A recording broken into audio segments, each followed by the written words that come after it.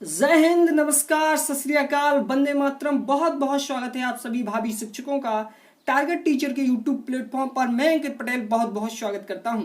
यदि मित्रों आपका लक्ष्य प्राथमिक में शिक्षक बनने का है तो आप लोगों को पता होगा कि मनोविज्ञान में एक विषय शिक्षण कौशल हम पढ़ते हैं जिससे सुपर टीईटी की परीक्षा में 10 प्रश्न पूछे जाते हैं। आप सभी को ये निश्चित रूप से पता होगा। दोस्तों, हम लोग शिक्षण कौशल के वीडियो इस समय उपलब्ध करा रहे हैं तो आप लोग इनको देखकर लाभ ले सकते हैं। हम जानते हैं कि 2 साल से लगातार आप लोग सुपर टेट के लिए तैयारी कर रहे हैं और कई लोग ऐसे भी होंगे जो सिलेबस को 1 से 2 बार पढ़ चुके होंगे। तो लेकिन फिर भी एक शिक्षक होने के नाते आपका कर्तव्य होता है कि आप निरंतर अध्ययनरत रहें, क्योंकि एक सच्चा शिक्षक वही है जब तक वह अध्ययनरत रहता है तब तक वह एक अच्छा शिक्षक रहता है। तो आप लोगों को लगातार अध्ययनरत रहना है और इसी उद्देश्य के साथ हम आपको वैदिक कालीन शिक्षा व्यवस्था, बौद्ध कालीन शिक्षा व्यवस्था और मुस्लिम कालीन शिक्षा व्यवस्था के बारे में बता चुके हैं। यह वीडियो चाहे आप डीएलएड कर रहे हो, चाहे आप बीएड कर रहे हो या फिर आप सुपर टीईटी की यानी प्राथमिक शिक्षक के लिए तैयारी कर रहे हो, सभी के लिए महत्वपूर्ण है। तो आप लोग वीडियो को पूरा देखिएगा और साथ ही साथ अगर आप पहली बार चैनल पर विजिट कर रहे हैं तो चैनल को सब्सक्राइब कर रहे हैं। हमारे इस चैनल पर इसी प्रकार के वीडियो आपको उपलब्ध होते रहेंगे। साथ में घंटी के निशान को, बेल आइकन को जरूर दबाएं ताकि आने वाली वीडियो के नोटिफिकेशन आप तक पहुंचते रहें। दोस्तों, शुरुआत करते हैं आधुनिक कालीन शिक्षा की। जैसा कि आप लोग जानते हैं कि 1600 ईस्वी तक मुस्लिम कालीन शिक्षा व्यवस्था रही। मैंने आपको बताया था कि 1200 से 1600 ईस्वी तक ये जो वो टाइम पीरियड था जब मुसलमानों का सर्वाधिक वर्चस्व था और मुस्लिम कालीन शिक्षा व्यवस्था चरम पर थी, जिसमें मकतब और मदरसे हुआ करते थे। मकतबों में प्राथमिक शिक्षा दी जाती थी और मदरसों में उच्च शिक्षा दी जाती थी। ये हमने आपको बताया था कि जैसा कि 712 ईस्वी में आप लोग जानते हैं कि मोहम्मद बिन कासिम आया, इसके बाद महमूद गजनबी, मोहम्मद गौरी, ये क्रम सा चल गया था। तो उस समय जो शिक्षा व्यवस्था थी हमने उसकी चर्चा कर ली। लेकिन जैसे ही 1600 ईस्वी आती है, 1600 ईस्वी का ये जो समय था, इसी समय कुछ व्यापारी भारत में आना प्रारंभ हुए, जैसे कि डच है, पुर्तगाली हैं, फ्रांसीसी हैं। इन लोगों का भारत में आगमन हुआ। साथ ही साथ अंग्रेजों का भी भारत में क्या हुआ, आगमन हुआ। तो ये जो अंग्रेजों का भारत में आगमन हुआ, यहां से आधुनिक शिक्षा का भी शुरुआत हो जाती है मित्रों। तो आप लोगों को याद रखना है कि ये आधुनिक कालीन शिक्षा 18वीं सदी में भारत में विभिन्न संस्कृतियों के लोगों का जो आगमन हुआ वहां से शुरू होती है और 15 से 18वीं शताब्दी के बीच पुर्तगाली, फ्रांसीसी, अंग्रेजों आदि यूरोप वासियों का मुख्य मकसद भारत में व्यापार करना था। इस उद्देश्य से वो भारत आए व्यापार के लिए। और दूसरा इनका एक उद्देश्य और था, अपने धर्म यानी ईसाई धर्म के ज्यादातर ये थे, तो ईसाई धर्म का प्रचार प्रसार करना भी इनका मुख्य मकसद था। यहाँ पर आपको याद ये रखना है कि इनका लक्ष्य इस्लाम धर्म का प्रचार करना और व्यापार करना था। इसके लिए इनको एक माध्यम की जरूरत थी और वो माध्यम का क्या था, वो माध्यम था शिक्षा। तो उन्होंने शिक्षा को माध्यम बनाया और सर्वप्रथम ईसाई मिशनरियों की आधुनिक शिक्षा का प्रारंभ किया। जब शिक्षा को यह माध्यम बनाया तो इन्होंने शिक्षा के लिए ईसाई मिशनरियां खोली और ईसाई मिशनरियों का प्रारंभ हुआ और यहीं से शुरुआत होती है आधुनिक शिक्षा की। इसमें ईस्ट इंडिया कंपनी की अगर हम बात कर लें, अब मैं आपको बताता हूं कि ईस्ट इंडिया कंपनी की मैं क्यों बात कर रहा हूं। क्योंकि स्वतंत्रता के पूर्व जो और कंपनियां थी, डच है, फ्रांसी है, इनका इतना महत्व नहीं था क्योंकि इनका वर्चस्व स्थापित नहीं हो पाया। सर्वाधिक जो प्रभावित किया, जो सर्वाधिक अपना अधिकार क्षेत्र वर्चस्व बनाया, वो ब्रिटिश ने बनाया।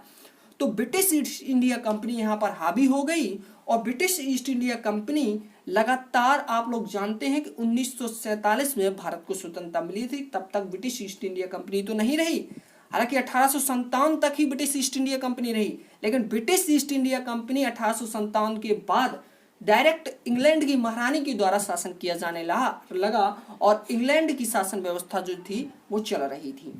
तो यहाँ पर ये चीज आपको समझनी होगी। अब हम आपको बता दें कि स्वतंत्रता के पूर्व की जो शिक्षा व्यवस्था है उसको हम 1600 से 1947 तक ईस्वी तक पढ़ते हैं। इस समय में शिक्षा के सुधार के लिए बहुत से आयोग बनाए गए, बहुत सी कमेटियां बनाई गई, बहुत से आज्ञा पत्र आए। हमें उन्हीं को पढ़ना है, उन्हीं को जानना है कि कौन कौन से आयोग बनाए गए।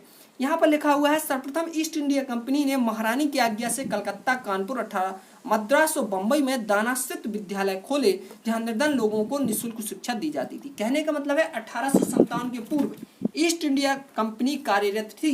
जब 1857 की क्रांति हुई थी तो ईस्ट इंडिया कंपनी का शासन समाप्त करके डायरेक्ट इंग्लैंड की महारानी यानी ब्रिटिश की महारानी जो थी उनके हाथों में शासन सौंप दिया गया था। तो यहाँ पर ईस्ट इंडिया कंपनी जब थी तो उसने कलकत्ता, कानपुर और मद्रास और बंबई में दानास्थित विद्यालय खोले थे महारानी की आज्ञा से। कहाँ की महारानी? ब्रिटेन की महारानी। ये बात के बाद सबसे महत्वपूर्ण पॉइंट अब आने वाला है, उसको आप समझिएगा। लिखा हुआ भारत में सबसे पहले डच मिशनरियों ने शिक्षा पर कार्य करना शुरू किया। कैरी बार्ड और मार्शमैन को श्री राम त्रिमूर्ति के नाम से जाना जाता है, जो कि ईसाई धर्म के प्रचारक थे। इस पॉइंट को आपको हमेशा याद रखना है। ये उससे भी महत्वपूर्ण पॉइंट है कि भारत में आधुनिक शिक्षा का जनक चार्ल्स गांट को माना जाता है और चार्ल्स गांट ने अंग्रेजी शिक्षा के प्रचार प्रसार के लिए पंचसूत्रीय कार्यक्रम या पंचसूत्रीय प्रणाली का निर्माण किया था। यहाँ पर पॉइंट सबसे महत्वपूर्ण पॉइंट हैं, इनको आपको जरूर बनाए रखना है। लिखा हुआ है कि 1781 में वारेन हेस्टिंग यानी प्रथम गवर्नर जनरल, ये कौन थे? ईस्ट इंडिया कंपनी के प्रथम गवर्नर जनरल थे वारेन हेस्टिंग।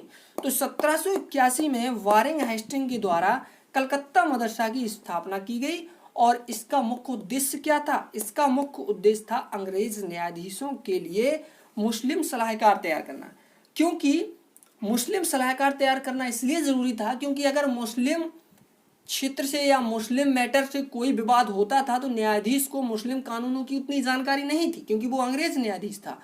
तो उसी अंग्रेज न्यायाधीश की सहायता के लिए मुस्लिम सलाहकार तैयार करना कलकत्ता मदरसा का मुख्य उद्देश्य था और 1781 में इसकी स्थापना की गई थी। अगले महत्वपूर्ण बात 1791 में जोनाथन डंकन, जो कि ईस्ट इंडिया कंपनी के उस समय रेजिमेंट थी, तो जोनाथन डंकन के द्वारा बनारस संस्कृत कॉलेज की स्थापना की गई। और इसका उद्देश्य क्या था? भाई अंग्रेज थे तो इनका कुछ ना कुछ उद्देश्य रहा होगा, बिना उद्देश्य के तो ये कुछ काम ही नहीं करते थे। तो इनका क्या उद्देश्य था इसके लिए? बनारस संस्कृत कॉलेज, इतने भी तो नहीं थे कि भारत की शिक्षा व्यवस्था के लिए बनारस संस्कृत कॉलेज खोला हो इन्होंने, नहीं, इन्होंने अपने फायदे के लिए, इनका क्या फायदा था? 1791 में जोनाथन डंकन ने हिंदू सलाहकार तैयार करने के लिए, अंग्रेज न्यायाधीशों की सहायता के लिए हिंदू सलाहकार तैयार करने के लिए जोनाथन डंकन ने 1791 में बनारस संस्कृत कॉलेज की स्थापना की थी। ये भी पॉइंट महत्वपूर्ण है। दोस्तों अगर वीडियो पसंद आ रहा हो तो चैनल को सब्सक्राइब जरूर कर दीजिएगा, क्योंकि आपका एक लाइक सब्सक्राइब ही हमें वीडियो बनाने की मोटिवेशन देता है। और पास में घंटी के निशान को जरूर दबाएं। यदि आपने चैनल को सब्सक्राइब किया है तो आपका बहुत बहुत धन्यवाद। अगला पॉइंट है 1800 ईस्वी में लॉर्ड वेलेस्ली द्वारा फोर्ट विलियम कॉलेज की स्थापना की गई और इसका मुख्य उद्देश्य था अंग्रेजों को भारतीय भाषाओं कानूनों की शिक्षा देना।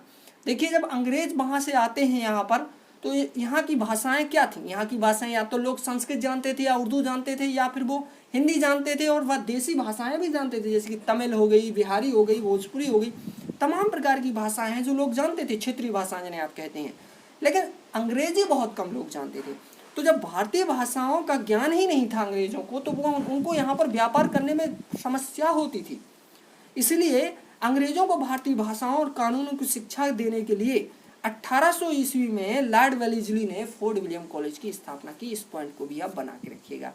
इसी क्रम में 1821 आया और 1821 में पूना संस्कृत कॉलेज की स्थापना माउंट स्टड एल्फिंस्टन ने पेशवा की सहायता से, पूना के जो पेशवा थे उनकी सहायता से माउंट स्टड एल्फिंस्टन ने पूना संस्कृत कॉलेज की स्थापना 1821 में की। तो आपको ये पॉइंट हमेशा याद रखने हैं मित्रों। 1781 में कलकत्ता मदरसा की स्थापना वारेन हेस्टिंग, 1791 में बनारस संस्कृत कॉलेज की स्थापना जोनाथन डंकन, 1800 ईस्वी में लॉर्ड वेलेस्ली ने फोर्ट विलियम कॉलेज की स्थापना की और 1821 में पूना संस्कृत कॉलेज की स्थापना माउंट स्टड एल्फिंस्टन ने की। ये वीडियो अगर आप डीएलएड में हैं तो आपके सेकंड सेमेस्टर में वर्तमान भारतीय समाज और प्रारंभिक शिक्षा में यह टॉपिक दिया हुआ है, पूरी की पूरी बुक आप पढ़ते हैं। अगर आप बीएड में हैं तो आपका मनोविज्ञान में ये टॉपिक दिया हुआ है। आप लोग उसको भी पढ़ते हैं। और यदि आप सुपर टेट में के लिए प्राथमिक शिक्षक के लिए तैयारी कर रहे हैं तब तो ये वीडियो आपके लिए बहुत ही महत्वपूर्ण है। इसी के साथ आप सभी को बहुत बहुत धन्यवाद। चैनल को सब्सक्राइब जरूर कीजिएगा। बहुत जल्द आप लोग जानते हैं हम लोग कि आप लोग बहुत जल्द शिक्षक बनेंगे। थैंक यू, धन्यवाद।